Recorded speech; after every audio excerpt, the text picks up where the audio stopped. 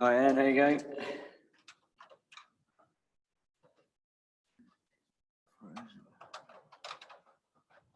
One, two.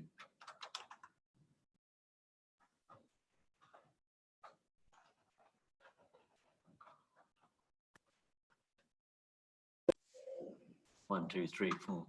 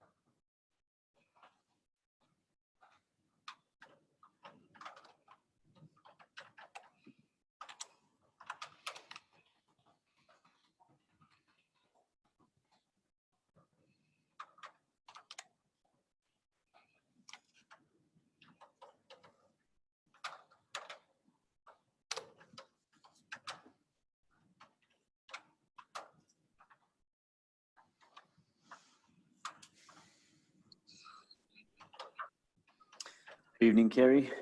How you going? Welcome to class. Oh, thank you. I'm a bit early, actually. That's all right.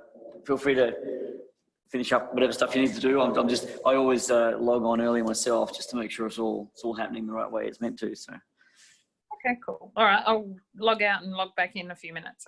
Oh, that's all right. It's okay. You can just hang there anyway. It's no problem. Cool.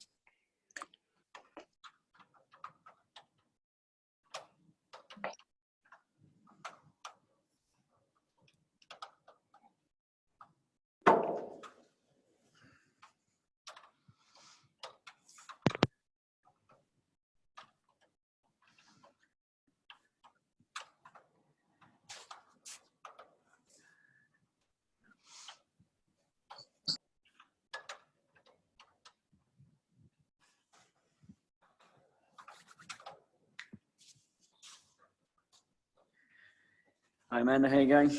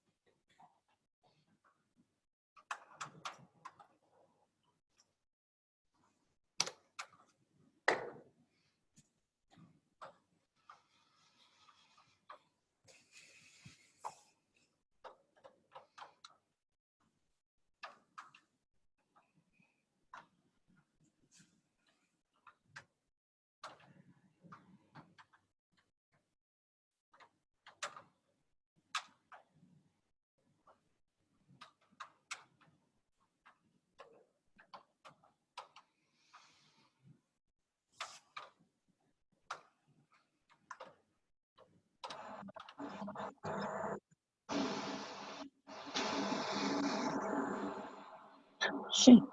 And you're back. Hello. How you going?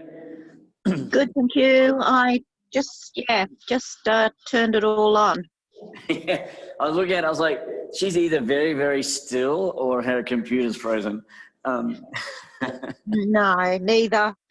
I waited until, well, it's actually 5:57, so I wasn't going to press any vital buttons until right on 6 this time, because I was a little bit. No, that's all right. I always start my thing rolling ahead of time just in case there's any dramas or any issues. Okay. All right. So you're just doing all your tech stuff now, are you? Well, thankfully this stuff's pretty set and forget. But obviously, you never want to take a risk when you've got people online. So I always just log in and make sure there's no software update or that sort of carry on. Okay. So, All good. So yes, I'm not sure how many people will get this evening, but should be fun. Yeah, I'm really looking forward to it. Yeah. So I don't know what's like your end. It's pretty miserable down here in. Yeah. We've got a cyclone brewing apparently just out in the Coral Sea. So there's a lot of wet weather expected over the next week here in Mackay. It's really miserable outside right now. So did you have a pretty dry summer as it was, and this is sort of like one extreme to the other, or? Yeah, this is the first decent wet season we've had for quite a few years. It's been a bit sporadic. The rains mainly come, we hang out for cyclones to bring the rains in. But this year, we've had a lot of rain even from the west. That's the rain we're getting right now is from the west, I think. So we've got a visitor this evening from PNG. Are you dialing in from the Highlands? Hey, yeah, g'day. No, I'm actually in Brisbane for some business. Oh, I was so excited. Worked out well. I was like, yes, we've got a connection. I'll test it next week, though. Yeah, cool. And meet Louis Minan. Louis had a conversation earlier about him joining the program face to face. Louis got a bunch of business interests up in Papua New Guinea, and we were one of our big interest points is seeing whether we can get a good connection and whether Louis can dial in on a weekly basis to the cohort. So I was super excited to think, oh, that's a good picture. That's really a good sound. Yeah, we actually subscribe to the local to telecom. Yeah. And we got Netflix, and after a minute or so of buffering, it runs fine on HD. So I think there is hope. I think we can get away with it. I'm pretty sure it'd be right. So yeah, it's always good to have it confirmed. Yes. We'll test next week. Yeah. So it is 6 o'clock. We do like to start on time here at QUT, but I noticed people are starting to log in quite quickly now. So I'll give it just another couple of minutes for people to sort of connect. Sometimes people's computers are a little finicky with Zoom in terms of having to do that little execution file on it. So I'll just give a couple more seconds. But for those of you here, welcome. Thank you very much for attending. I don't know whether some of you came last week, and that was more about the program and what the program does and what it gives you and all the stuff that's in it. This session tonight is more about, I guess, not an exact replication, but it'll give you a flavor of how you go about actually learning in this model. I'm conscious it might be a bit loud, so let me just... so I'll take you through a theory, a context, and hopefully a resolution, but I'll need you guys' commitment on that. Anne was our star last week in terms of like leading the charge of the discussion, so I'm hoping she'll get some backup this week with a couple other people lobbing in their thoughts and opinions, which is always good. That's what we really want in the MBA. But yeah, today is really about, I guess, just giving an insight into kind of what you would do. You guys coming into the program and starting in April, what would be a Thursday night, and the kind of things that we talk through, the model, the approach, and go from there, and give you an insight into, I guess, a snippet of learning model, and go from there. So, yeah. So we've got 8 or 9 people on board. So I think we might just sort of kick off, I think. And so for those of you who weren't here last week, how many people weren't here last week? Louis, yeah. Louis? So the rest of you, I suppose, well, all of you then know who I am. My name's Glenn. I'm the MBA director, but I also teach strategy in the program. And I typically take the first unit with some colleagues, because the first unit that we do in the program is around strategy, marketing, design thinking, etc. Obviously, later on down the track, we start to really explore into a whole range of digital areas. But we like this unit to kick off because it really sets a groundwork for some of the base elements that you need taking forward. And it's great for people who, Louis obviously got a background in, extensive background in running, I guess, businesses, but others not so much. So other people come from health, come from law, come from engineering, etc. So it really helps to give people a good grounding in what we regard as some of the fundamental basics around organizations, organizational strategy, what that really means in terms of how to begin competing, how to how to interact, how to, I guess, engage in complex environments, which is what the program is really about. So today's really, I guess, I'm going to sort of cover through, I guess, one snippet, one little theory that's obviously mentioned quite a lot. The term digital disruption is mentioned, a hell of a lot. Maybe not necessarily with the same level of rigor, I guess, and thought that we would like to have people have around on it. But I wanted to run you through probably one of the more popular, or I guess more recognizable theories that helps people to try and understand what's going on. And that's Christensen's theory of disruptive innovation. And we'll actually then use that and look at that in the context of fintech and the Australian banking industry. Okay, so that's what we're going to go through. And we'll need your help for some of this stuff that we're going to go through. I'm going to share the slides for a second so you can see where we're at.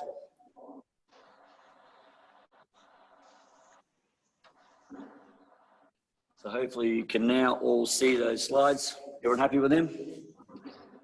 Yep. That's good.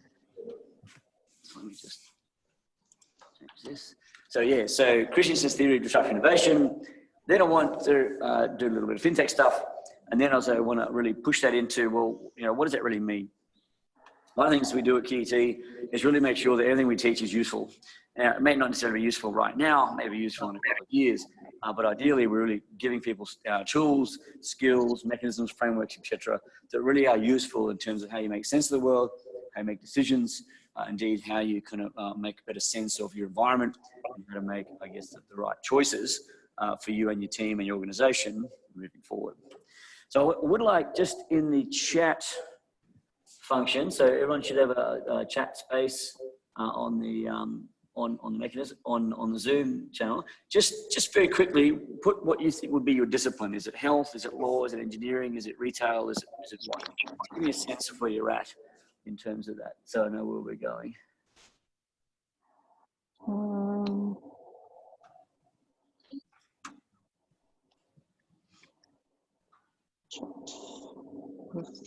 Yes, Andrew, thank you. Good point. People learn the stuff along the way. They're in the muting point, but yeah, if you're not talking, that'd be awesome to just mute yourself. So what do we got? Local government, healthcare, IT management, arts, publishing, online media, SME management.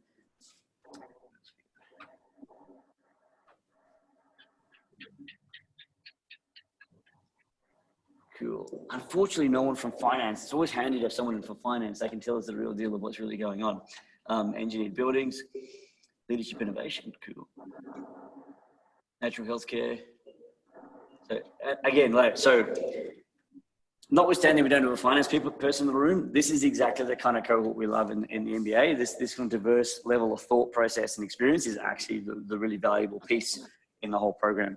Incidentally, I will say that if anyone's online at the moment that wasn't part of the session last week and does want to have a conversation about the ins and outs of the program, super happy to stay on after the session's finished and answer those questions, but I won't probably cover them specifically in this session, okay, right now, sort of thing. So yeah, cool. So what you'll find is that even though I'd look at that and go, everyone's not necessarily got a kind of any sort of real, I guess, exposure to finance or fintech, One of the things that's really surprised me when I started to learn more and more about this is that actually there was a huge range of opportunities for people trained in MBAs to actually get into this space potentially, because actually it's a lot broader than and a lot less technical in some cases than it really would appear to be from this first instance. So one of the advantages of tonight, I think, is starting to maybe demystify for some of you what fintech really is. I will say too, feel free to either use the chat function to ask a question or to just shout out and ask a question if you're going along. It's a lot easier to do that. But you do have to be pretty assertive online to, obviously, it's not as easy as sticking your hand up in class. So feel free to yell out if you've got a question or you've got a comment that you'd like to make to add to the conversation. So yeah. So where are we at? The notion of digital disruption is the phrase digital disruption is around obviously a lot. People are very familiar with it. I guess some of us have a frustration that means a lot of different things to a lot of different people. And in some cases, it's just plain old competition. It's just simply things changing over time. Organizations using new technologies to do what they do better. And as a result, making other organizations suffer more. That's not necessarily digital disruption. That's just competition by another means. One of the things that's really interesting to look at in terms of when we talk about is something fundamentally different than what it was. We start to look at the notion of digital, disruptive innovation and try to figure out is what's happening inside a sector or an industry truly disruptive, or is it simply just an intensification of existing competitive dynamics?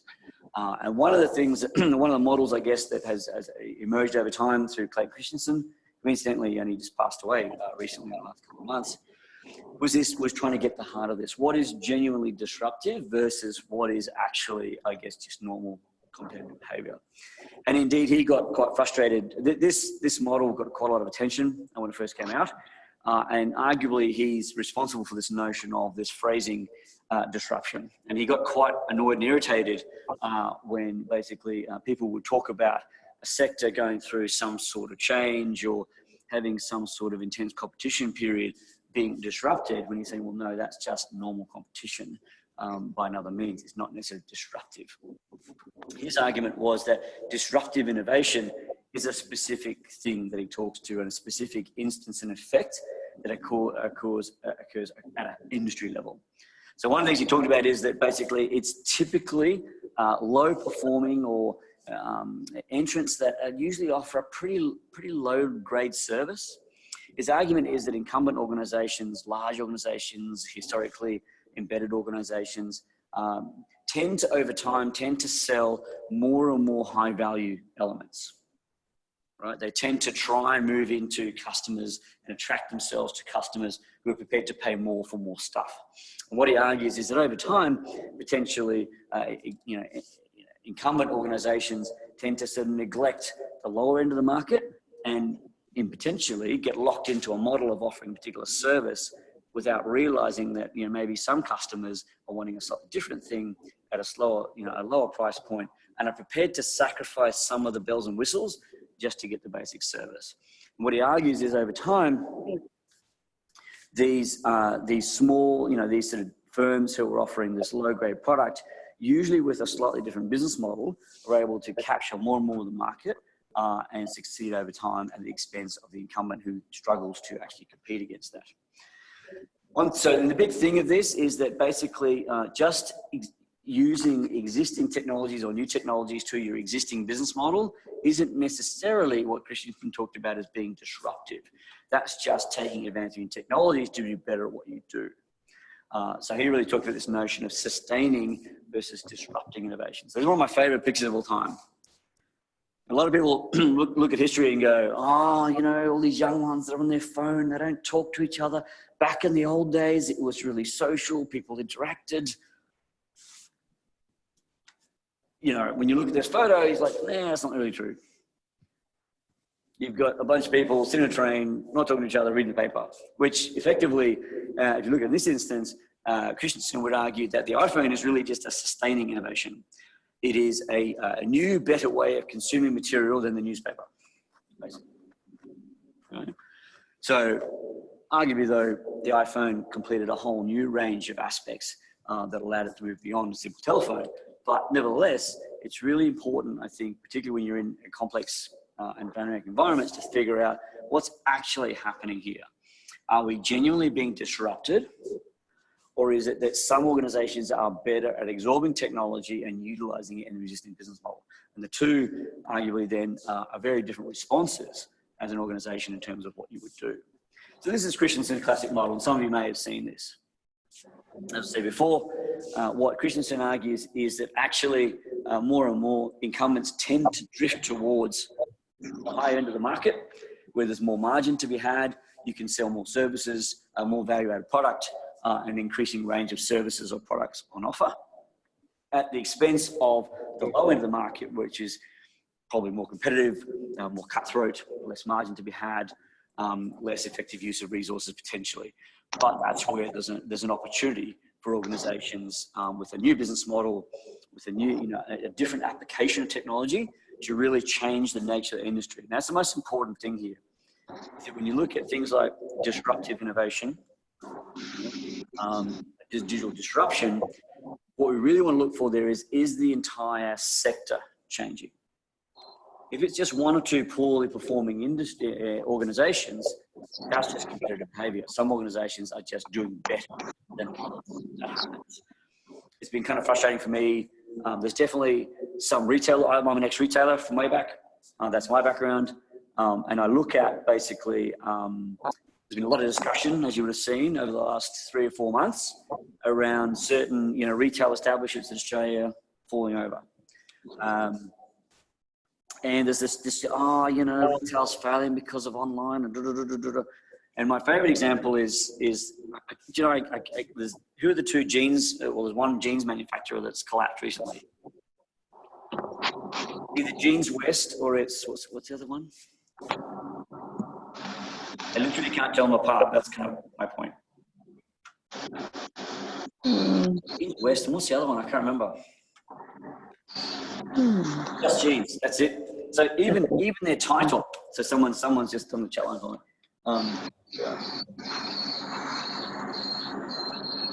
someone's got to Andrew's point. Can we just mute the microphone somewhere, please? It's me. That's all right. Cool, thank you. So even my argument is there that these two organizations, I'm surprised they're both not gone. They've really struggled to differentiate themselves in the market. So from my perspective, they haven't been disrupted by online. They just haven't been very good at competing. If you look at both these organizations, they have very similar color schemes, very similar shop fronts, very similar product offerings. As I say, even their name is fairly similar. Have they really been able to sell themselves against, if you're a young one looking at a mid-range price of jeans, you're going to go to Cotton On. You're not going to go to these guys, et cetera, et cetera. So you got to be careful around, are you actually kind of being disrupted, or are you just, not very good at competing in the space that you're currently in? So some examples. If I get myself sorted out. So these are what we, largely regarded now as disruptive innovations. Why the printing press?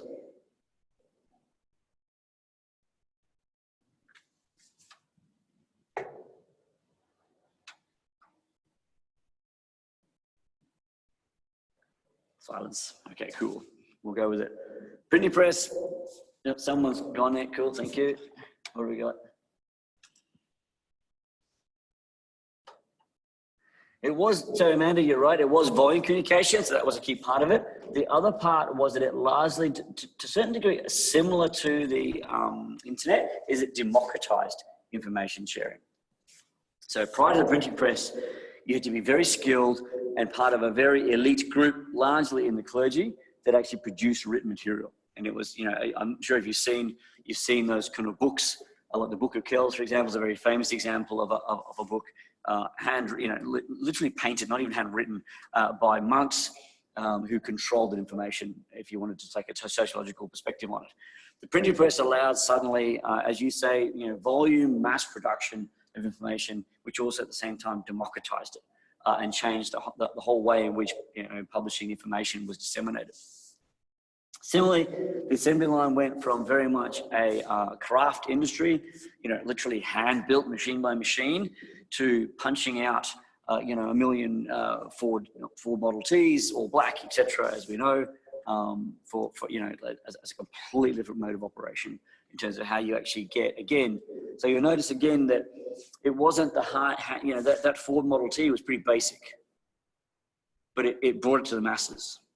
It wasn't suddenly the preview of upper classes, etc., who could afford these quite fantastic, sort of things. Suddenly, regular people, by and large, could suddenly afford this thing, and it changed transport completely. Never mind automobile manufacturing. Wristwatches is a bit of a thing that I chucked in as a bit of a thought process. Obviously, Seiko were famous for actually bringing in the quartz mechanism, which largely the majority of people around the world have this kind of mechanism on their wrists now, short of, I suppose, the next revolution, which was the digital watch. But in the 70s, this was fundamental from Seiko. They weren't the Swiss handmade kind of, sort of exquisite timepiece. These were the Japanese efficiency of a very, very, sort of a well-designed, sort of solidly functioning, durable, but cost-effective mechanism that actually, in most cases, was significantly more accurate than the Swiss timepiece. And now, again, that changed the nature of timepieces and watches that people owned, and gave rise to a whole range of things. For example, you imagine, we've never had the Swatch as an icon in watches if it hadn't been for a very cost-effective, reliable watch mechanism that sits underneath it. Mini mills is one that Christensen liked a lot. He talked about that in terms of steel making. You didn't need these big, huge plants. Suddenly you had these very, very mobile, very agile mini mills that could be set up by one or two operators to punch stuff out. One of my favorites, I don't know if any of you have flown Southwest Airlines. They are famous for completely revolutionizing air travel. And again, that's been a sustained innovation over time in that, previously in the 50s and 60s, especially in the US, air travel was largely point to point through these large, kind of hubs. So if you've ever been through somewhere like Atlanta is an enormous airport, and it's just constantly full of traffic. And of course, if you're an airline operator, that's great for you. If you have 5 or 6 major destinations and you can plan out your routes and get some efficiencies off that, fantastic for you. You get some real efficiencies. You can really ramp up the volume in your planes because literally you offer like 6 destinations. Herb Kelleher, with his lawyer, legend has it, sat down at a coffee shop in some 2-bit town in the middle of the US and went, there's a bunch of like out of work ex-World War II pilots. We've got all these regional airports lying around. We've got, if we can get our hands on some small planes, we could basically just do point to point on these small regional locations. And before you know it, you've got the emergence of low cost carriers around the world who now operate on that basis. So again, revolutionize the way in which, so again, it's interesting there that, again, I'll really make this point that disruptive innovation is more about the business model than it is about any particular technology. And I'm really reluctant to mention Uber because it's such a hackneyed kind of like case example, but it is a good one in pointing out that actually the technology that Uber uses been around for years. Bluetooth, your web apps, not particularly innovative, but the way in which they combine those factors together with Slack resources out in the community meant that they could actually provide and sort of violate several legislative pieces. We won't get into that. In terms of that was the disruptive element. Their business model was the thing that made the difference, not necessarily any particular technology. Similarly with Southwest, had the planes, had the pilots, had the airports. It was the way in which they actually put those things together to offer a service to basically what was, aspiring middle class customers, a bit like I suspect you and I, whereas previously air travel was for the business core or the elite until people like Southwest came along. Virtual reality is one that could probably in the future really disrupt travel and tourism. If your virtual experience becomes so immersive, why would you risk traveling? it's an argument. I'm just going to chuck it out there. You don't have to agree with me. And again, a slightly, worn case now is, of course, Netflix, in terms of its disruption, arguably, of the VHS and video rental market. What I love actually about Netflix is to show that everything is impermanent. Sort of 10 years ago, 5 years ago, in these sorts of classes, we're going, Netflix is so disruptive. Blah, blah, blah, blah. Now it's operating in a normal competitive environment, inverted commas, or put normal with exclamation marks around it, in saying that, of course, it's just hit a major competitor with the introduction of Disney Plus, and potentially another huge threat. Potentially, that's some of you who come onto the program in April will figure this out. Potentially another huge threat in the form of Apple TV Plus. So there's some examples of disruptive innovation, as described by Christensen, in that started rudimentary, eventually changed an entire sector or an entire industry in the way we should operate it, the kind of services or product it provided at a different price points and levels to customers. Everyone happy with that so far?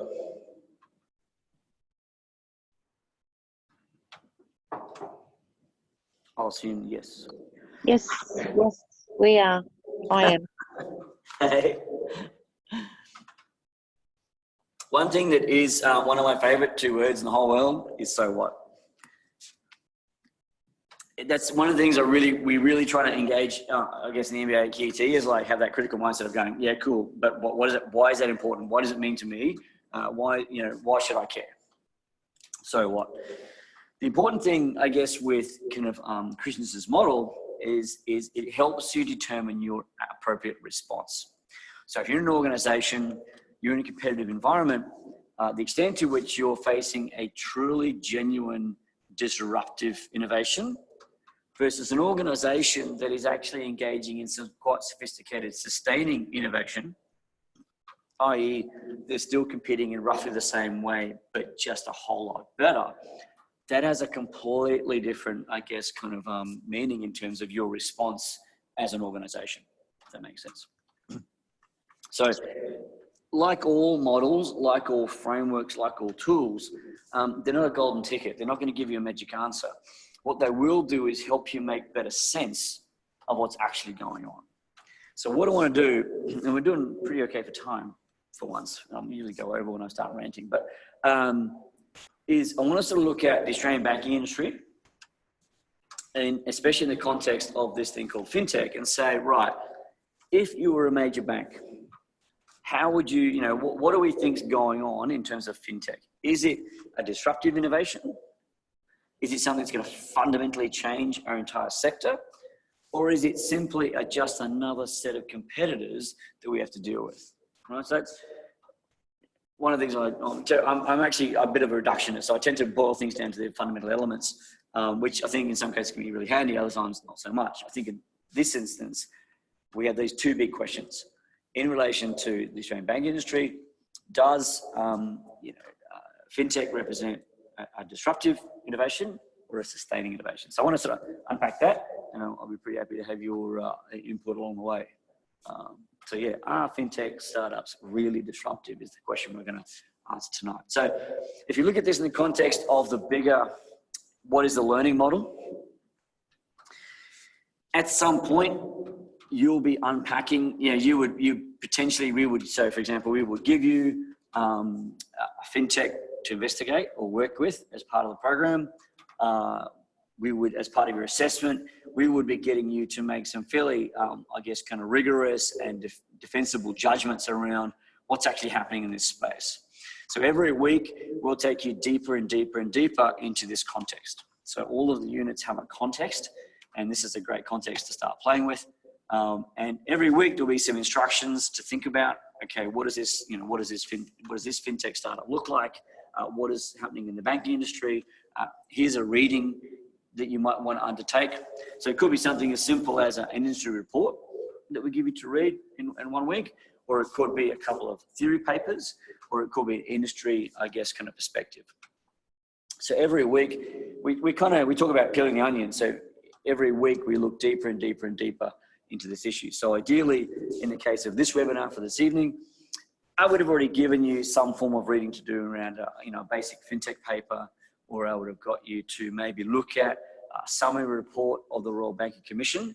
So that what we really want, and I appreciate you're all just sussing things out right now and not super keen to shout out and have your voice heard. But ideally, what we would have is a really good discussion right about now about what does the Australian banking industry really look like. And one of the tools I just want to very quickly use, and I'm happy if you want to shout it out or you want to kind of basically use the chat function. We want to use a very basic tool that we do cover in the program occasionally, and that's Pastel. So there's a lot of different tools that we can use to think about what is the current environment. One of the key aspects of strategy, and more broadly thinking about how to respond in a highly complex digital environment, is your environmental scanning or your situational awareness. So there are a range of different things that we take you through in the program, whether that's Pastel towards the left there, which in terms of its ability to predict what's happening over time, it's not bad, it's not great. It's not as good, I would argue, as things like game theory or Porter's forces, but it really does give a bit of an insight into what are the things that are possibly happening now and what might happen in 5 years' time. So, this sort of stuff.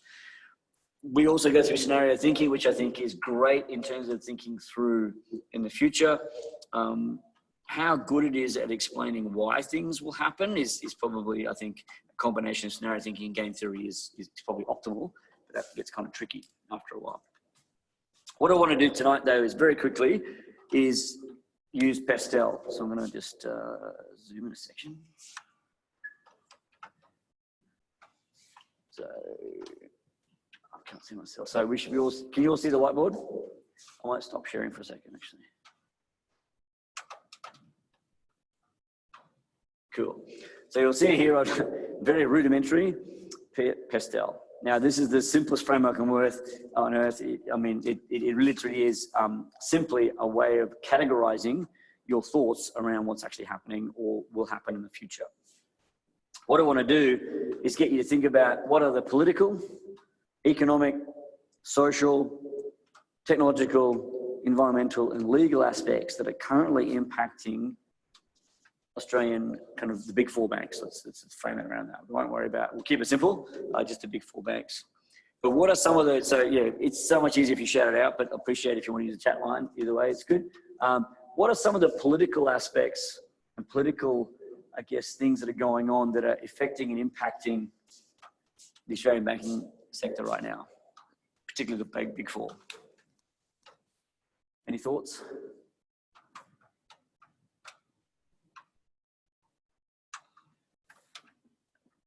Right. I'm not much of an economist, and frankly, I'm pretty crap at finance too. I still can't get my head around what will actually happen if we go to negative interest rates. It's just such a weird concept to me. Thankfully, when you do the MBA, you learn about all that sort of stuff, so you'll be much better at it than me. So yes, economic stimulus. This is where it gets interesting, because that actually cuts across both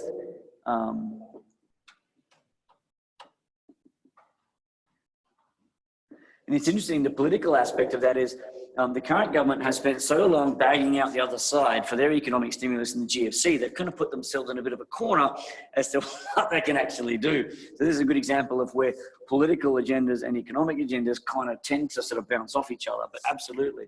What else have we got? Come on, there must be more stuff. There's one that's, I've already mentioned it, it's a raging big element. Well, it was about 3 months ago before coronavirus hit. Oh, coronavirus, nice, well done.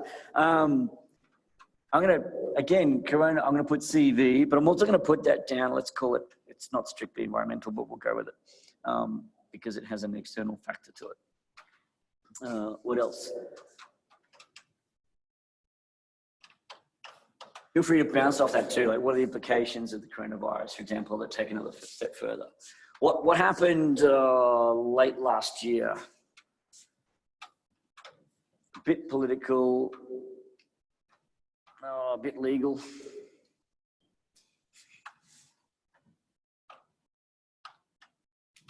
I'm thinking the Royal Banking Commission type stuff. So help me out in terms of what were some of the outcomes of the Royal Banking Commission? What were people's attitudes to banks? So what surfaced out of that whole piece? Ethics. So I'm going to put that in social. Lack of trust. Ah, yes.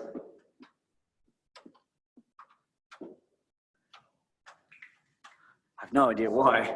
I thought selling policies to dead people was perfectly fine. So, what else? Technological, of course. What technological aspects have really, I mean, and I think Australia's a perfect case for that. What have we seen less and less of around our suburbs over the last decade? Perfect, thank you, Kirsty. So less branches, and why?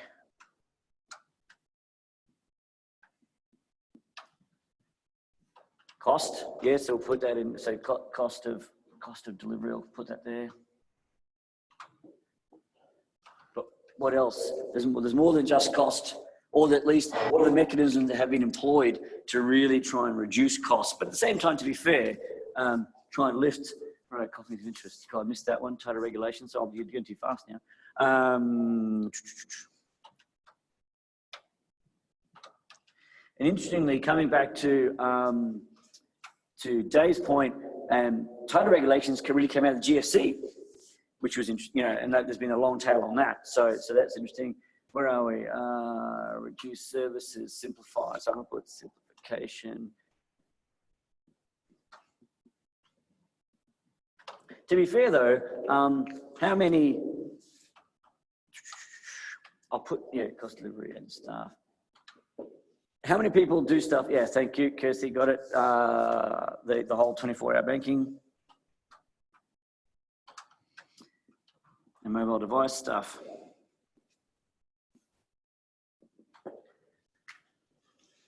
Digital apps, yeah, cool.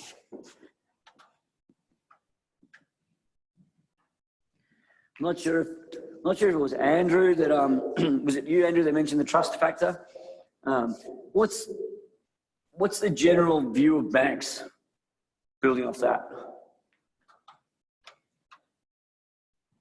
Digital ledgers, cool. That's tech.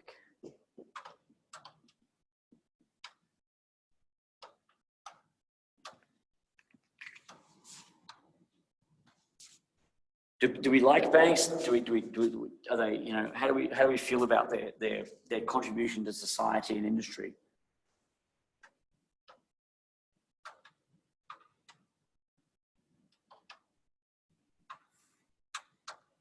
Suspicious?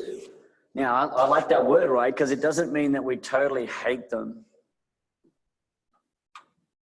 What is that really, let's tease it out. Is it that people feel they're a necessary evil? Do we feel that, okay, so because he's going, who is the actual, and actually I'll show you some stuff in a minute that kind of backs that up, Kirsty, a little bit around, where is the focus?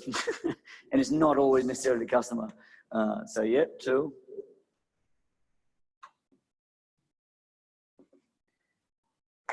Are they still the default place to put our money?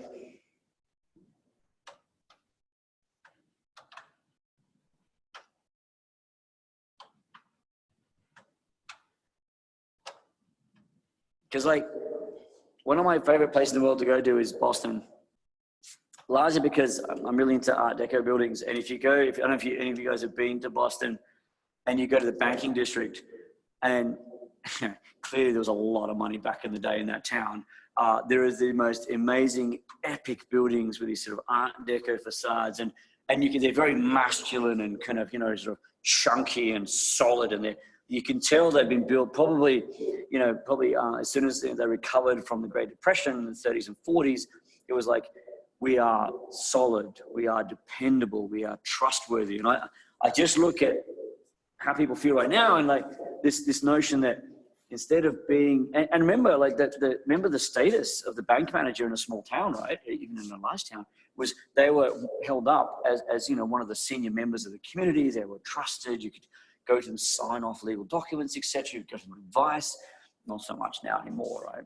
That whole piece is gone. So but I still feel like I'm hearing from people that people still feel they are kind of like still the place to go, that we don't necessarily trust them as much, but well, you know, I wouldn't put my money anywhere else. Is this how you guys feel, or a bit different? So Dave's saying CEOs are focused on share price, management bonus are linked to share price. So you're saying it's a systemic issue.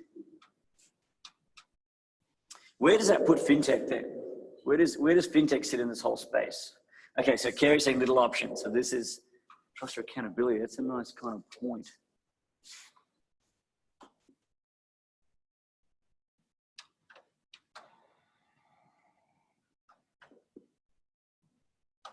So if anyone want to, apologies for not knowing your first name, J.M. Burchard, but is anyone going to bounce off that idea that is it about trust or is it about accountability?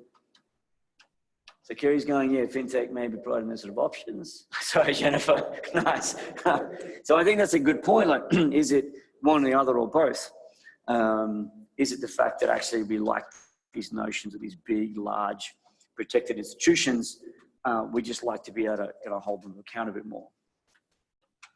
Because it's interesting, right? So this is a perfect, is a nice place to land on, because if it's about trust, one would argue that, like people like Kerry are saying, is like, well, you know, if I don't trust these big banks anymore, and it doesn't sit well with me in terms of where I'm at, in terms of what I want people to do with my money, and maybe some options come along with fintech, then suddenly maybe I've got options. Now, but if it's like Jennifer says, and it's about accountability, then you can see that the use of technology perhaps becomes about more transparency and more accountability. But we still like the big institutions. We're not really prepared to go down the road of the fintech. So this would be nice. In terms of time, I don't want to spend a huge amount more time doing this unless people are going to add any more points to that. But you can see already that for banks, it's kind of a complex environment. Lots of things going on there. I think I would argue that any institution, any sector that is heavily bound up in political and economic issues is always going to have a hard time of it. It's going to be quite challenged. Interestingly, I guess, though, banks have a very kind of strong heritage, don't they? You know, they have historically been stable institutions that we can trust. Yes, exactly. Like Kerry says, they've been previously unquestionable. So Amanda's saying, well, actually, the space of the market for small loans at small interest rates, which is interesting because sometimes when I do this sort of session, I point people to a company called Moula, M-O-U-L-A, which is a small Australian fintech startup that lends money to SMEs. They have a process that makes it easy and quick for SMEs to access loans. And if any of you are contractors or indeed SMEs, you'll know that there's a huge amount of challenges around getting funding, even though you may have a great income stream, et cetera, there's some challenges around navigating the bureaucracy of the big banks because you don't fit the model of, you know, stable, salaried individual, et cetera. Ah, yes, interest rates, zip hikes. So yeah, cool. So what I'm seeing there is people are saying, hey, look, there's some chipping around the edges. Now, see, this is where Christensen's theory comes into play. Christians would say, so those people like ZipPay, are they the players? Are they the ones that are at the lower end of the market? Are they the ones that are chipping away at the underserved customers? And is there potential over time for them to completely revolutionize the way in which people actually access credit, access funds, store funds, etc.? I mean, how many people have got PayPal? Theoretically, that's a different way of accessing and storing funds. For example, most people have got a PayPal account these days. So cool. Let me see where I'm going. I want to probably flick now to a little bit. So that's the scene. That's where we're at. It's unsure. This is the classic scenario in this particular environment of going, we're not 100% sure what's actually going on. We've got some emerging technology. We've got some regulatory issues. We've got some new technology emerging. We've got some issues at a social level that potentially working for us and working against us. But again, it's unclear as to what impact they're going to have. Flick through. just share my screen again.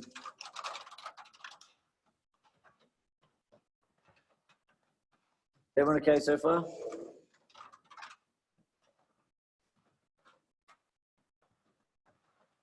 The other thing I'll mention is that for our, so I'm obviously doing two things tonight. So I'm running the chat line and I'm presenting. What we have for our classes is that for all of your units, you'll have a lead academic, which is someone like myself, I guess, who's an academic within QUT. But then we also have what we call a business coach, and they are MBA qualified and I guess another discipline qualified, and they act as our business coach. And what happens is during these sorts of sessions, when we run them live as part of a class, the business coach will be running the chat line for us, and they will be alerting us to sort of issues or questions people might have. But also because they're pretty experienced in this space as well. And so, for example, if we were running a full session on fintech, we would get someone who is from the banking and finance industry as part of a business coach, and they would be running the chat line, and they would be answering questions or feeding them back to me to spark a discussion. This is another part of the, I guess, the learning model we have at QUT. So those business coaches then work during the webinar to run the chat line and support the academic who's facilitating. And then they're the ones that will interact with you and answer questions and work with you in the assessment piece during the week using Microsoft Teams as our major collaboration platform for students. So fintech, I'm sure there are some people who could make fintech exceedingly technical and complex. I'm not going to do that this evening, in part because that's not what the MBA is about. The MBA is really designed to give everyone a good comprehensive knowledge of the concept or issue at play, not necessarily make them technical experts in one particular area. You'll get good skills in accounting, you get good skills in finance, you get good skills in strategy, etc., etc. Excuse me. But you're not going to be doing a finance degree. You're not doing a marketing degree. What we will do is give you an insight into all of those disciplines and how they interact to solve business problems. What we will do is give you the language to then talk to some finance experts or some marketing experts or some HR people around how to actually address organizational problems. So in this sort of session is kind of exactly the level of content we probably provide in terms of giving a good overall snapshot of what fintech's all about. But we wouldn't go into the nitty-gritty technical aspects because, frankly, that's not nearly useful for you. You need to know what the thing is, how it's going to impact your organization, and the right people to talk to make some decisions about how to take it forward. So, for example, the notion of fintech as being technology applied to financial matters is not necessarily new. This slide does make me feel really old, though, because I actually remember the one in the middle that talks about electronic payments and clearing systems. I remember when organizations were encouraged by the government through the award system to actually invest not in paying people by pay packets, by electronic funds transfer as a way of getting allowed for extra productivity bargaining in their awards. So I'm literally old enough to remember people. I'm sure some of you also, your very first pay packet was in literally a packet. So this is potentially an evolution, arguably, of people looking, how do we better utilize technology to make our financial transactions easier, faster, more secure, more complex, etc., etc. So you can look at this as a continuity of progress and evolution in terms of the banking and finance sector. In terms of what we look at, and this is a good paper. If you join, I suppose one of the really real upsides at a very base level of joining a program like QUT is you obviously get access to a huge range of databases and information. And this is a great little paper. I suspect you won't be able to get it, sort of free to wear, in inverted commas, but you could certainly try and search on it. That's by Lee and Shin. And it's just a great little paper that scopes out in very non-technical language what fintech is all about. And it's called Fintech Ecosystem, Business Models, Investment Decisions and Challenges. And this is basically, representation of, I guess, what the paper covers. And it says, look, the fintech ecosystem isn't just simply about finance and technology. There's actually elements around government. There is the startup space, but there's also traditional financial institutions. There are obviously financial customers. There are tech developers, and there are obviously government regulation overall. So we talk about fintech, it isn't just one thing. It is literally a system interacting with each other and operating inside each other. In terms of the kind of business models that I guess surround fintech, you do have payment models, you have wealth management systems, you have crowdfunding aspects, you have lending platforms, you have capital market management platforms, and of course you have insurance platforms. And I'm sure there's other micro variants, but if you're trying to think about what is fintech, it is ways in which all these elements come about, facilitated by new and emerging technologies. So in some ways, it's kind of disingenuous to only talk about the big four. That said, you'd argue that short of crowdfunding, the big four, pretty much, tap into all those aspects in one form or another. So yeah, they are going to be impacted in one sense across a number of different domains. I like this slide better. This is from another paper. This is Fintech and Banking by Thakur in 2019. It's quite a recent paper. Again, it's just literally, I just ripped this image straight off the paper. It really shows that fintech can cut across a number of different domains at a number of different levels. So across the top there, we obviously can be like around the whole credit deposit and capital raising, all the way through to investment management services. But underneath, and this is where I really think it's quite exciting for our MBAs, is that you can let the finance people deal with all that top bit, but there's a whole range of support infrastructures underneath that needed to basically sustain those operations on top. And that's where our MBAs have a lot of skills, whether it's cloud computing, Internet of Things, artificial intelligence, security, distributed ledgers, et cetera, et cetera. So distributed ledgers, with smart contracts, I think, who was it, Andrew, I think, or Dave mentioned that before. That's a legal piece. You can come from a legal background, take on the MBA skills, and then look at building a business around that whole piece.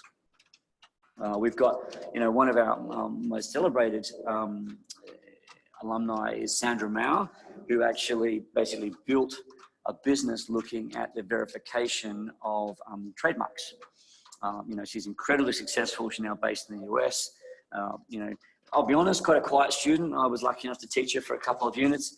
Really probably didn't really appreciate her full genius until later on she sort of set up this business, but a great example of how she came from an IT background, did the MBA, now leading a world-class company. If you want to look at it, I think it's Trademark Vision is what it's called. I'll just check that out. Let me put that in here for everyone.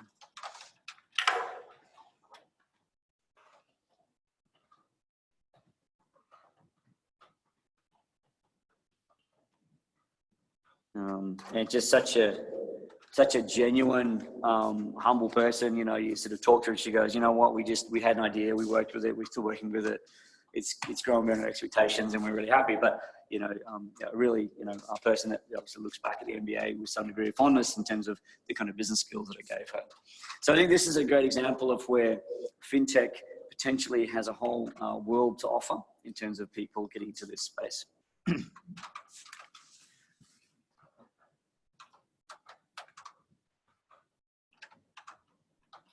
This is a bit out of sequence, but I think this is what's interesting to me about fintech. So we talked about previously the printing press. That's printing press, just in case you're wondering. In terms of its capacity to completely, inverted commas, dare I say, use the word disrupt the consumption and absorption and sharing of information and knowledge. It's kind of interesting when you look at this next slide. This again is taken from Thakur, which kind of indicates there's potentially something going on that's kind of similar. So the top section, you've got depositors, you've got sub-debt holders, you've got bank shareholders, you've got two processes in the middle before you get to two other stakeholders at the end. That's the old model. Look down the bottom, you've got investors, you've got a lending platform, you've got a borrower. It's literally stripped out at least two or three functions and at least two or three stakeholders in that whole piece. And that's fascinating in terms of what kind of implication might that have down the track. I don't know if anyone wants to make a comment on that or you know, sort of reflect on that at all and how they feel about that. Yes, no, maybe. I think that's interesting. You know, some of that is an interesting piece in terms of, you know, it comes back to this question around, does fintech have the capacity to disrupt the entire industry? When you look at this framework and this model, you go, maybe, at least there's a potential. One thing I would say that you can get freeware just by Google, and there's, you know, for once, yeah, academics sometimes get a bit snarky about what consulting companies produce, but I will say this stuff by PwC is pretty good. So every year for the last 3 years, PwC has produced a report looking at the global fintech space, and in particular, a real focus point on what are incumbents doing about it. Because of course, it's not the startups paying PwC's bills, it's large financial institutions, you know, sort of investing in consulting services from PwC, et cetera, et cetera. And one of the things interesting is that, and this is my take on this, right? And so this is not PwC's words, but when I've looked at the 2017, 18 and 19 PwC reports, this is the general theme of the report. So in 2017, it was like, oh my God, the world's ending, the sky's falling, fintech's going to destroy us. There was a real sense of anxiety if you look at kind of the reporting that PwC did. 2018, it was like, cool, no, we're on top of this. What we'll really do is we'll actually invest in startups. We are going to basically, you know, we'll absorb them into our practice. And that seems to have changed slightly. And I can, you know, actually, why would that be the case? Why would, you know, the option of buying startups and absorbing them into our business, why would that maybe not have necessarily worked as well as they'd hoped?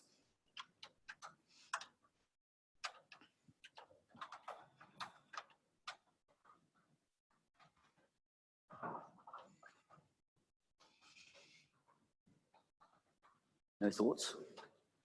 That's cool. I've got a slide that might explain it later on. So I'll let you off the hook on that one. I will say though, if you want to join the program, I'm really looking for way more interaction. And you'll get that.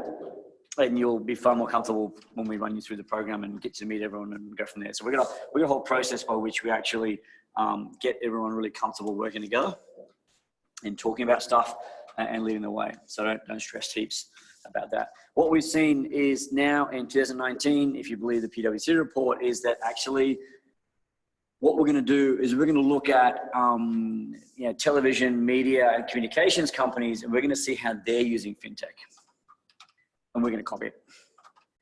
So it looks like the 2018 strategy of buying in capability hasn't really worked out for them. Instead, they're going back to, cool, we'll develop it in-house, and the best thing we're going to do is actually copy what other people are doing. And actually, that's not such a dumb strategy. One of the best presentations I ever saw, and I do apologize for not remembering this woman's name, but if people are really keen, they can reach out to me and I'll find it. She's ex-MIT, and she did this wonderful presentation, and hers was a historical case looking at how the Japanese innovate.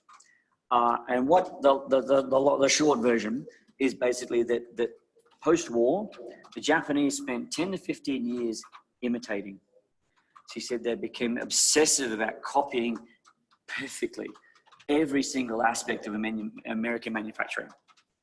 And she said what that allowed them to do was become so good at imitation and so knowledgeable at every facet of the American manufacturing process, it allowed them as a really solid platform of knowledge to go, well, that's wrong, that works, that doesn't, and here's how we're going to change it.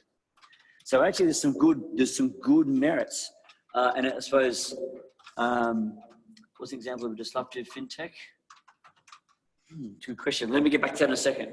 That actually, crowdfunding, I think, is a good example of potentially a disruptive fintech for access to funds outside your classic environment. There's a whole argument, I think, that's wrapped up in tonight's session around, is fintech indeed disruptive? But we'll get to that later. So yeah, so there's good merit in actually, if organizations like banks are saying, we're going to copy others, initially it might look a bit soft, and that's how good are banks operating if all they're doing is copying others. But when you look at so the telecoms, media, communications companies obviously aren't as heavily regulated in a lot of areas as banks. So arguably their culture, particularly too, being that creative type space, means they're far more culturally far more attuned to actually exploring new alternatives, new ways of doing things, and adapting their business model. So this is kind of where we're at in terms of what are the incumbents, what are the big four, for example, really trying to do.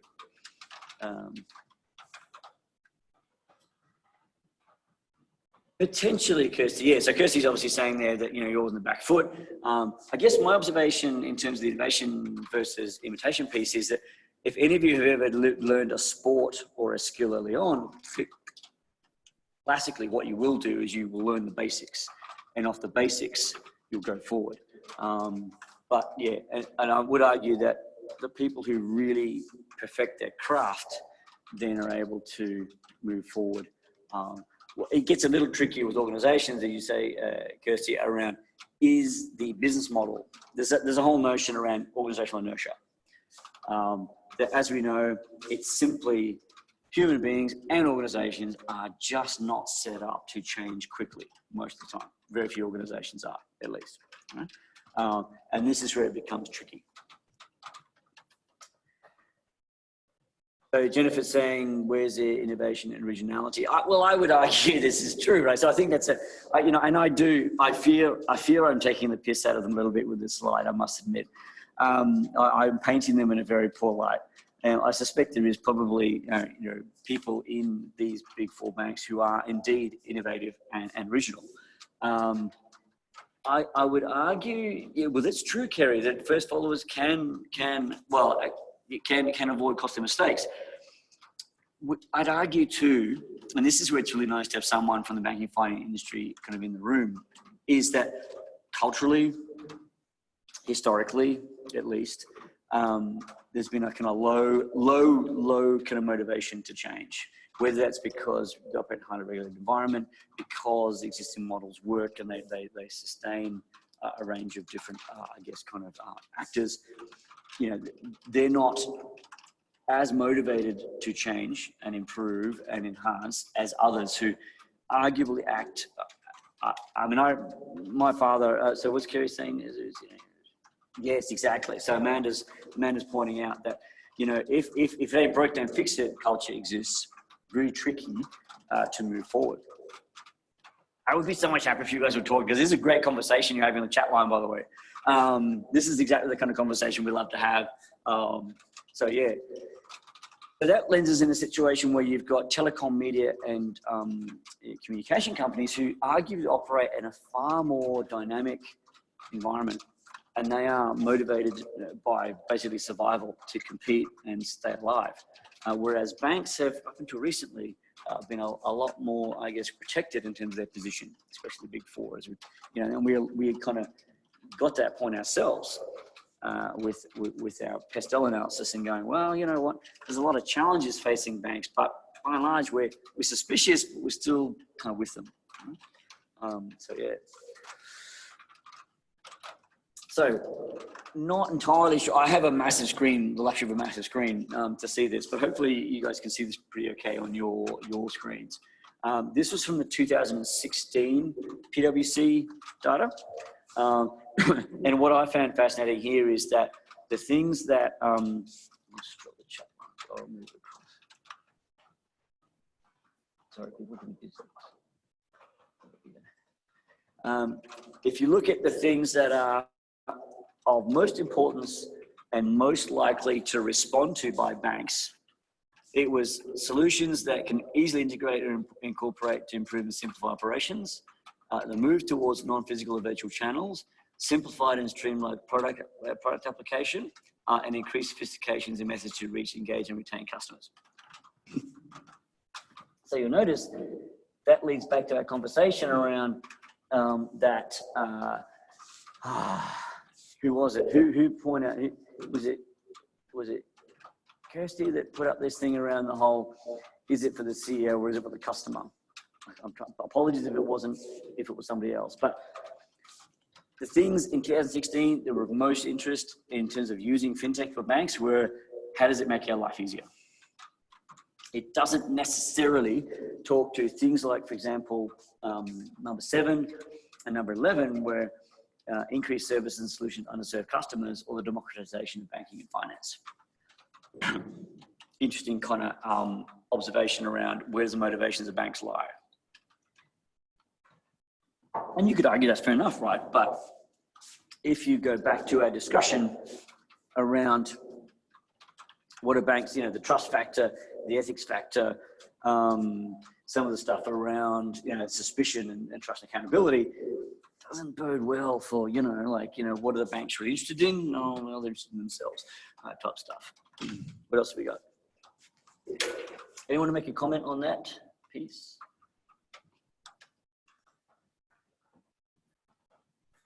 Yeah, see that Samantha and Kirsty are saying the same thing effectively there, that there is that kind of piece that is just simply not that easy to change.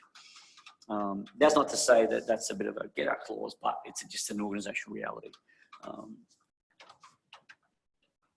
So perception 2016 of what the threats were. So you've got banks and all sectors there. So banks were worried. Remember I said before, you know, in 2016, oh my God, the world's ending. The competitive loss of market share was considered to be a big issue. Pressure on margins. So those two are probably aligned to some degree. To a lesser extent, information security, but also customer churn. Does fintech allow people to switch a lot easier between product? Now that's interesting because that's theoretically tied up in, I guess, some of your political and regulatory environment around how easy is it for us to switch loans, switch mortgages, switch services, etc. Again, 2016, what are the challenges? So the banks saw IT security, regulatory uncertainty, and differences in management culture as a problem. So this is, remember I sort of threw a question at you and said, why do you think that maybe they pivoted off the whole strategy of absorbing, supporting and absorbing startups into their mix? I'd make an argument to say that I think they found it very hard to combine cultures. That the culture of a startup and the way in which they're trying to reconceptualize what it is to sell financial services using different platforms, et cetera, is vastly different to the cultures that exist in setup inside large, historically kind of bound institutions. And to Amanda's and Kirsty's point, that have radically different systems is a real challenge. Yes, well, I think Anne's point there is kind of an interesting one. You know, and I think especially, like, again, I used to be a retailer in the construction industry, and I saw, you know, a huge amount of contractors and self-employed builders, et cetera, who just really were running good businesses, but really struggled to get loans, to you know, have some financial support to grow their business because they didn't fit the classic mold. So I think, you know, those people who maybe, you know, don't fit into that classic model, who maybe necessarily are able to see options as a result of fintech, could be the interesting pivot pace. And in that instance, that's where you are almost seeing the Christensen model start to emerge. Those underserved players, those people and those target groups that don't fit into the big four methodology, maybe indeed be the ones that start and become part of that whole process. Jennifer's probably right. Are they becoming more agile? But to your point before, is that a 10-year journey? Is that a 20-year journey? You know, how long does it take for organizations to move? And this is where it comes down to the question of business models. Certainly, if you look at that list there, it wasn't on organizations' radars. So if you look at what are the big challenges, none of that is about changing. So it's about differences in business models, but not about changing the business model or changing the nature of the incumbent organization to be better at what it does. So it's interesting. Let's have a look at 2019 now. So we're talking 3 years later. What are the challenges? Sorry, what are the big challenges for banks? Security, number one. Legacy systems, so well done. I think it was Amanda, was it? You talked about that. But also regulation is still an issue. So there's also perception that government is actually behind the ball or behind the game in terms of actually responding effectively to what banks want. Now, this is an interesting piece because, especially in Australia, and this is a global survey, by the way, so it's not Australia specific, but definitely in Australia, very difficult for banks right now to argue for less regulation. In fact, especially if we see what happened after the GFC, interestingly, after the GFC, regulations tightened up for conventional banking institutions, but loosened for alternate fintech related type solutions. How much is misdirected? So Jennifer, just clarify that one for me. How much is misdirected regulation political? That's a great question. It's a murky world. I'm not sure if I want to get into it.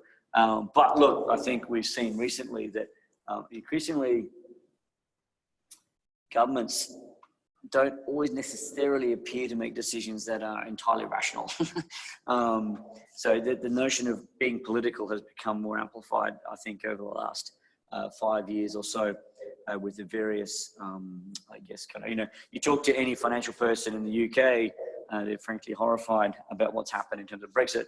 It is possibly going to destroy one of the largest financial centres in the world. That was largely politically driven, of course. And there's a whole bunch of complexities around that. And I certainly we don't have time for an intense political debate this evening. But I think that the point's well made is that, I think organizational leaders have to, one of the things I talk about a lot when I get into more advanced aspects of strategy is if you don't like politics, you just have to suck it up and get to know politics and understand it, because especially at a very senior level and at a national level, you cannot escape it, frankly, the political implications of your decisions and vice versa in getting into. Amanda, you sound like you're talking from experience in terms of it's challenging to articulate the strategic benefit and financial benefit of tech solutions in large organizations. So yes, yeah. So I feel your pain, trust me. We're staring down the barrel of, I think there's almost every single educational institution in the world is facing down the horrific scenario of having to deliver online for everybody overnight if it comes down to it. In a couple of months, if this situation gets any worse. Thankfully, we're pretty well set up here. We know what we're doing, but to export that, universities have been struggling with the whole notion of online and digital for the last decade. So they're about to get a short, sharp shock for those who haven't really been paying attention. So interestingly, people feel down the bottom that they've by and large, even though there's some issues, people would argue that actually the fintech strategy is pretty clear. They know what they're doing. Which would indicate to me they're calmed down a bit in terms of what they're doing. In terms of the technologies driving change, so this is an interesting slide. In that on the left-hand side, you have what we call the technology, media, and television type companies. So that's the mob that effectively the banks are copying, if you like. So that left-hand side piece is what the banks are looking to, and then you've got the financial services on the right-hand side there. And you'll notice that. The artificial intelligence piece is the strongest in both, but you see it's quite strong in the financial sector. Why? Because they're looking at a lot of automation of processes, etc. in that space. What's some interesting? The Internet of Things obviously is a more interesting piece for technology, media, and television type companies. But largely in agreement that cloud's a thing, big data is a thing, blockchain's a thing, fairly even. So what banks are really doing is looking across to those organizations and saying, how are they coming up with unique payment systems? How are they coming up with different revenue streams? How are they using these tools and mechanisms to actually drive new parts of their business, engage customers, etc. In terms of customer retention, banks have suddenly realized that ease of use is a big thing, but again, not really that interested in things like personalized service or trust. That's about even. Whereas you look at what the technology and media companies are doing, they really want that personalized contact. How does someone like Netflix or Apple TV, for example, how do they really help a consumer pay for exactly what they want? How sophisticated we get our pricing models in connection with our payment models to make sure that basically that's, it's optimal for what we want.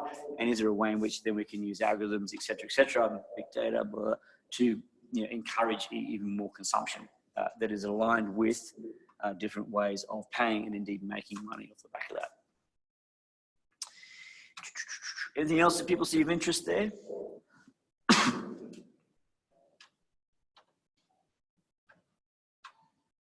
I think it's interesting. There's a different perception on what's important and what's not.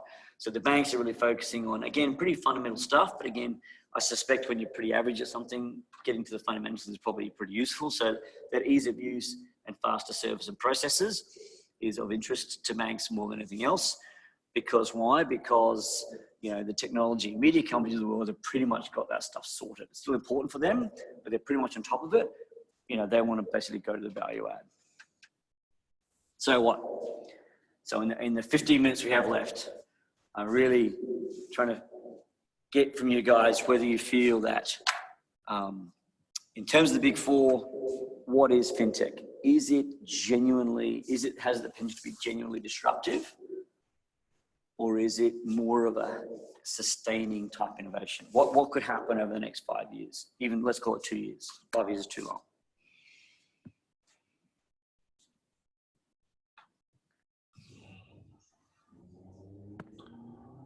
So in the chat line, just let's make this really blunt. First of all, in the chat line, I want you to type either sustaining or disruptive as a vote. If you think fintech's largely sustaining, obviously type that. If you think it's potentially disruptive, it's that, and we'll see what the difference is.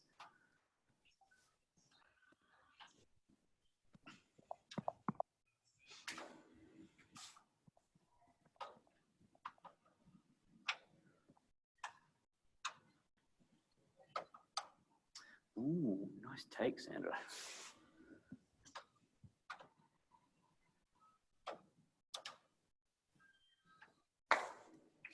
So largely sustaining. Really, okay, so, and I'm gonna go, I wanna hear from Andrew. So disruptive initially.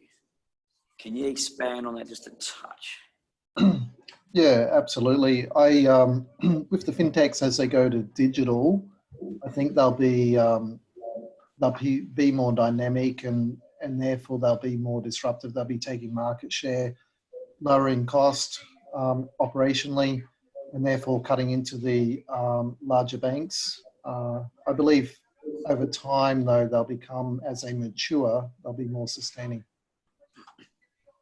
Cool. Thank you. Appreciate that. Digital ledgers and all of that. If you get into that, some of that research and technology has huge implications, and that's really where some of the fintech companies are targeting. They're moving everything into those digital ledgers type scenario, and that will drive then the automation and all the rest that goes with it.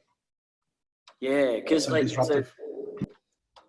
some of the other stuff I do, I'm a curator for TEDx Brisbane, and we had a guy, obviously, I don't know if any of you guys went to TEDx Brisbane last year, but we had a guy there who was talking about effectively how he'd set up a Bitcoin travel agency. And look, I won't get into the details of it, but preparing for a TEDx talk is incredibly onerous. We put the guys through this really rigorous, I guess, kind of structured process. And even though when they present, it looks really natural and it's, just off the cuff, we actually drill them and try to really finesse. So that's why we're a curation team. We actually work with them and coach them through how to present. And this guy was a great guy, Caleb. He was super smart, really engaging when you talk to him, on a one-on-one. But we were really struggling that the whole talk was fintech based and blockchain based, and we were like, wow, it's just not hitting the mark. Like it's not super interesting until we started getting to talk about his real deep underlying motivation about why he really was interested in this space.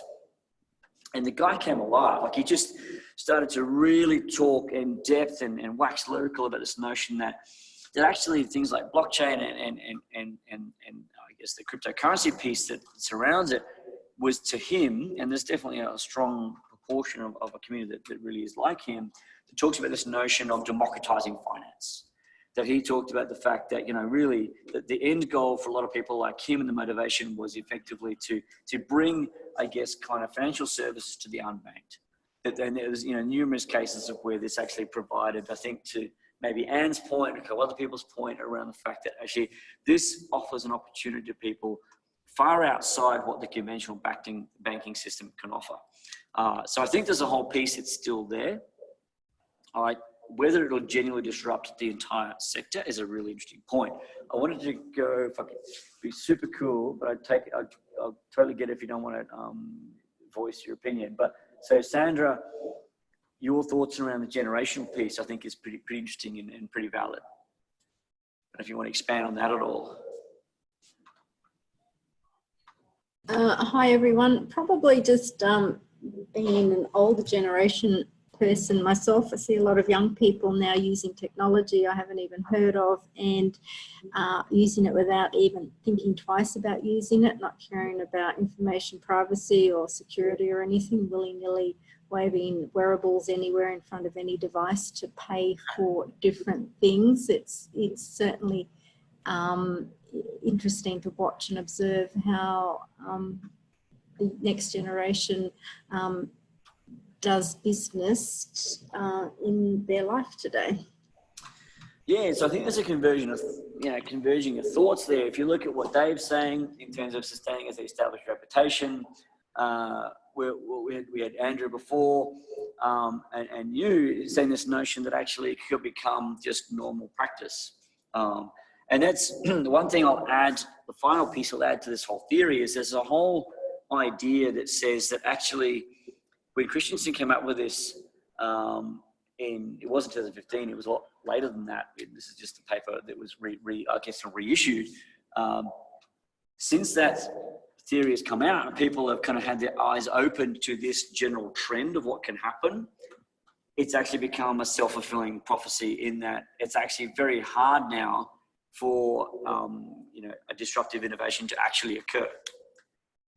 Why? Because incumbents like banks are looking at this and going, is that startup there?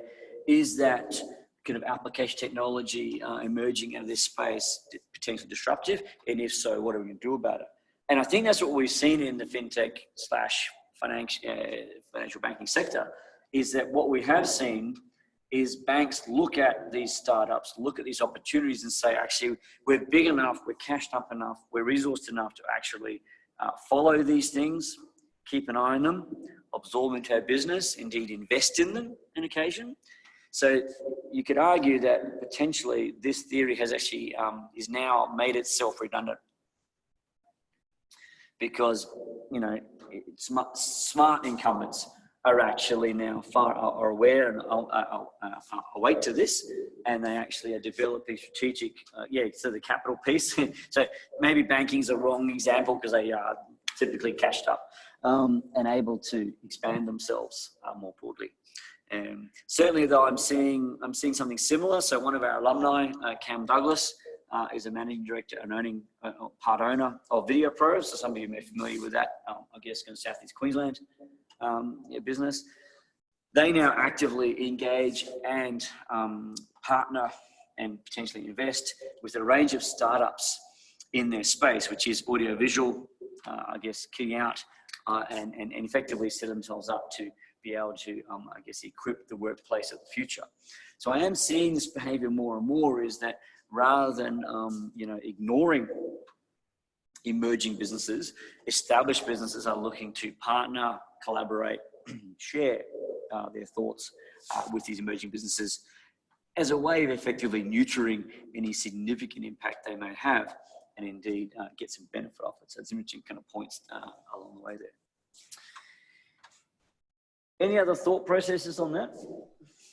I have a thought process. I'm just wondering if it's going to be like, take for example, libraries. Libraries in their traditional form of being quiet, hush, hush, borrow books, read books, are now transforming into community spaces, engaging with young people to old people to do all sorts of different activities. Whereas these fintechs, are they just about quick money transactions, and your banks may be looking at a more holistic approach to someone's whole financial position to take them through to death do they part, like becoming more your financial advisors and your super advisors and that sort of concept. So a different approach there. That does nice. Thank you. I love actually your case of librarians is a brilliant case.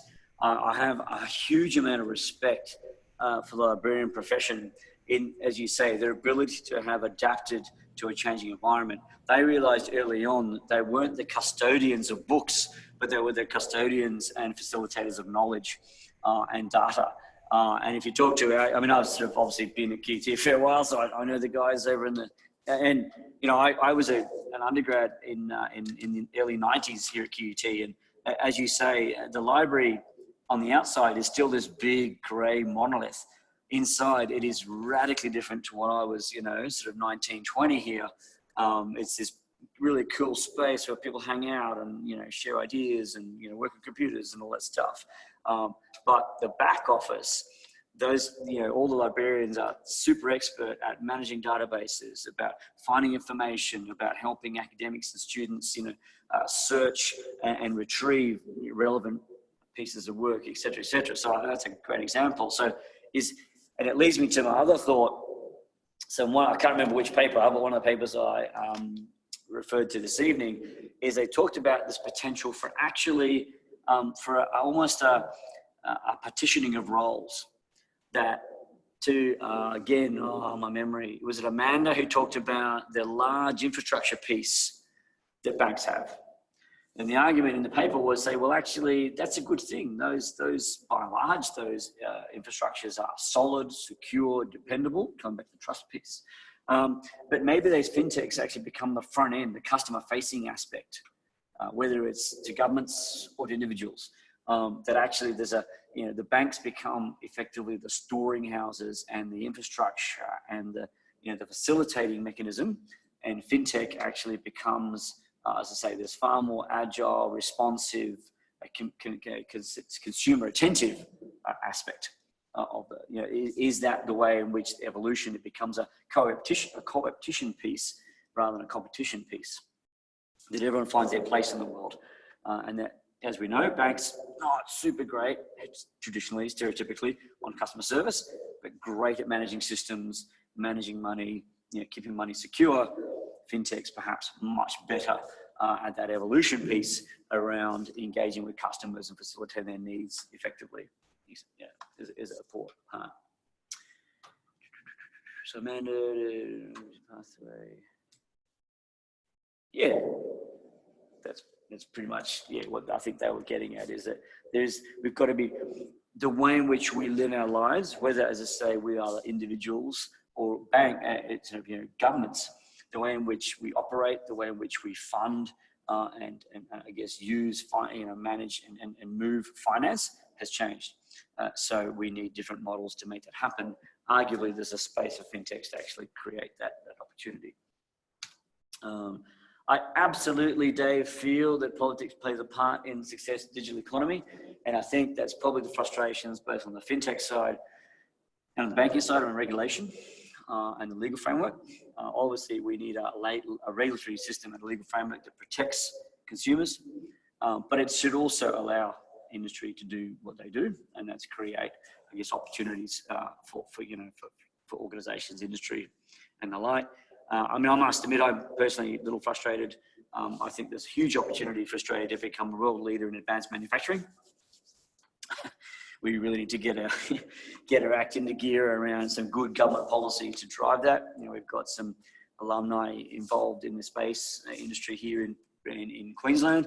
It's really emergent. It's very small, but wow, you can really see the potential for, you know, smart young individuals come out of school being, you know, qualified technicians in advanced manufacturing.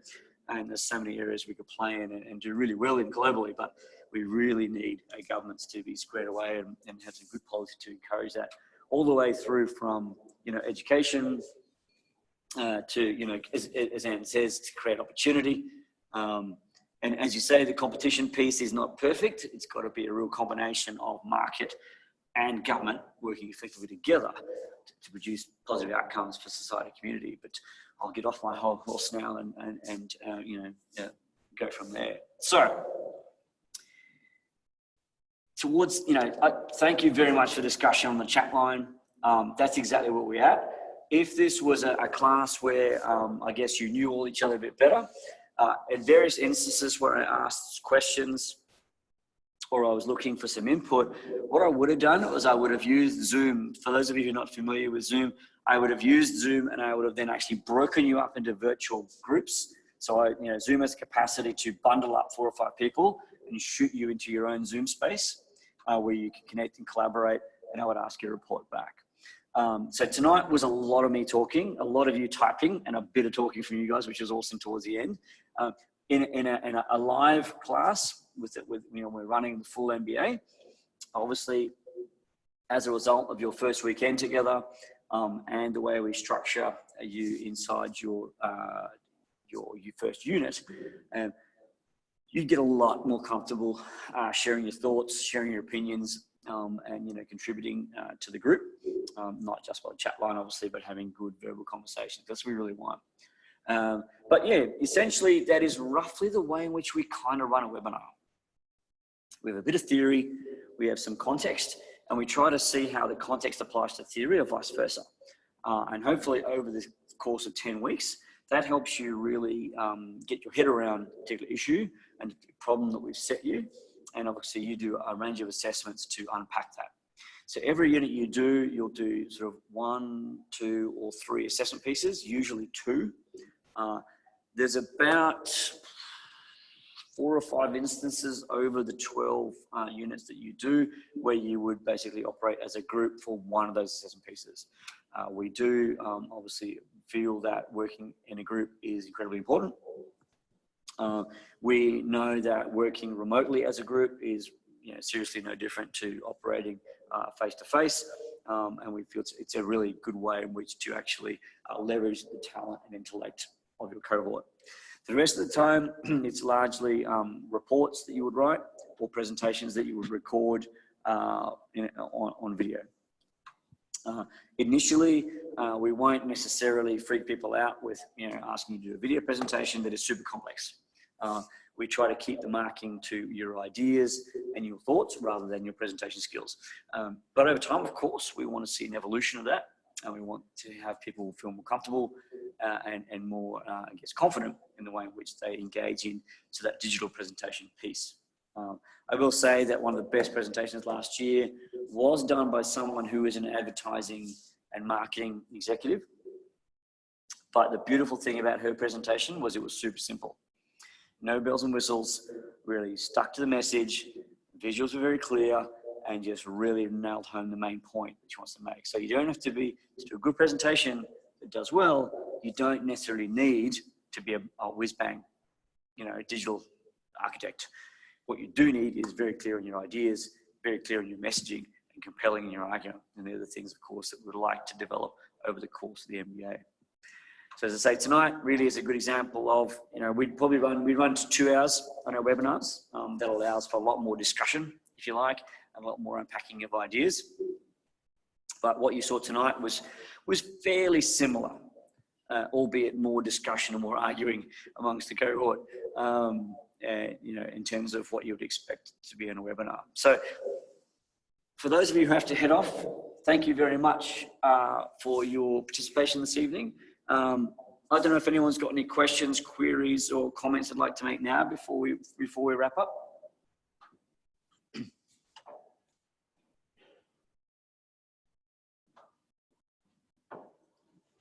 Okay.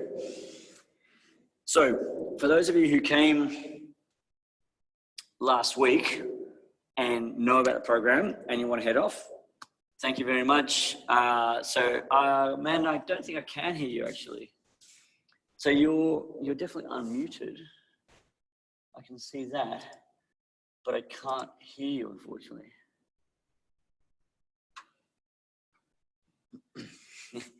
So if you can hear me, which I'm hoping you can, typically if you go down to the little microphone icon, and there's a little arrow to the right of it, just click that and see if the microphone is perhaps a different option there, and click on that to see if that helps you.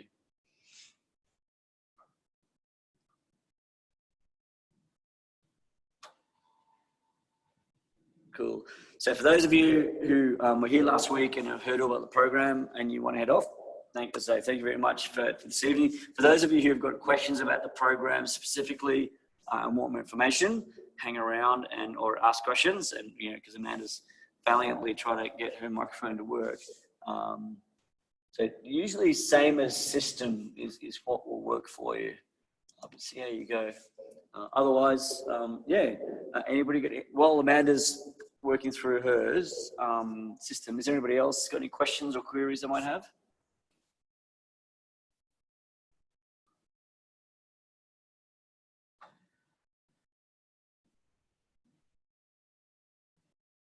So Jennifer, ISP. So Amanda, yes, the for D20s, which is what is the cohort for 2020, will be on a Thursday, because we have cohort 1 is on either a Tuesday or a Wednesday. But yeah, so for you guys coming into the program this year, it will be a Thursday, predominantly. Yep. And of course, you'll notice up in the right-hand corner, these are always recorded. So again, I think hopefully we sent out the recording to you last week. We go from there. It's probably going to be in the Thursday for the next 2 years, but that would depend on a whole bunch of things like scheduling and timing. But what we'll do is obviously let you know at the start of every year whether that's the case. If there was a fundamental issue with Thursday, I guess we could look at changing it. But as you can imagine, I think when we get more and more people, any one particular day is going to be challenging for some people rather than others. So we unfortunately got to stick with what we've got. But yes, so what we have found is that people, and look, like it's in the way, and that's why we record these sessions. So we do appreciate that not everyone will be able to attend every Thursday night, and that'll miss. Obviously, we are a cohort-based program. We really want people to engage and come along every week if they can. Totally get that life gets in the way. But what we have found is that that fixed position every week does allow people to some degree to plan around that, and at least there's some certainty from family and work around, Thursday is the day that I do X, Y, and Z, and that's the MBA piece. So again, tricky on the time zone piece, and do appreciate that's a challenge, especially if you're Western Australia, but we do run at 6 till 8, Brisbane time at the moment. We are obviously investigating, cool, thanks Jennifer. So we are investigating, of course, as we move forward, different time zones in terms of looking at having an international cohort as well, and that might provide some flexibility for our domestic cohort as well. But at this point, we're tending to just have a fixed position off Brisbane and kind of go from there. So cool. Nice. Yes, good point. So for those of you, I'll send a note out, but it wasn't really advertised on the website. But just for fun, I thought for those people who do want to commit to this year, and want to commit in April, what I'll do is I'm going to run another little session that's going to scope out, I guess, again, I'll pick a theory and we'll work around that theory, but we'll start to sort of, just tease out, I guess, what the what Netflix versus Disney Plus versus Apple TV will look like. So get a little bit of a head start on your first unit for your program. So for those of you who want to, who are pretty keen at starting in April, we'll have some fun together around starting to unpack what that's going to look like. So again, I'll get the team to send out a communication around that piece, but effectively same time, same place as this week. And so I'll be keen to see some of you come along. And Amanda, so that'll just be basically, tonight, so Tuesdays, 6 till 7:30, and we'll start to play that out and kind of go from there. So thanks, Andrew. Appreciate it.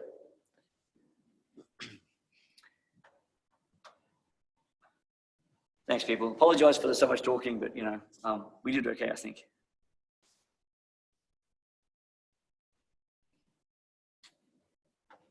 Any other queries?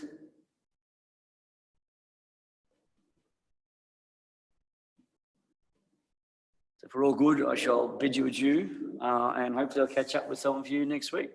So I'm going to end the session, as I say, unless anyone's... If anyone thinks of some queries they've got later on, feel free to connect with us and go from there. So Louis, how'd you go, Louis?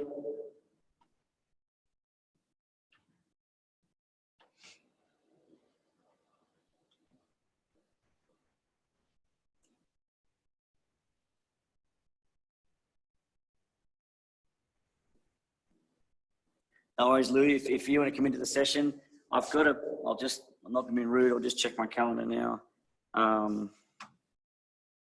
Let me just check.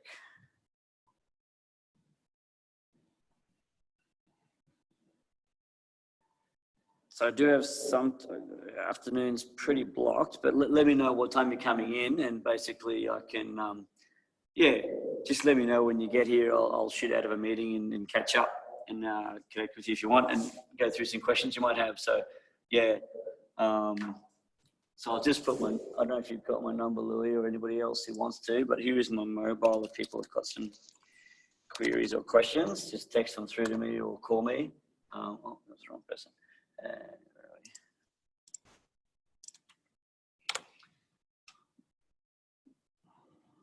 Is that cool? No worries.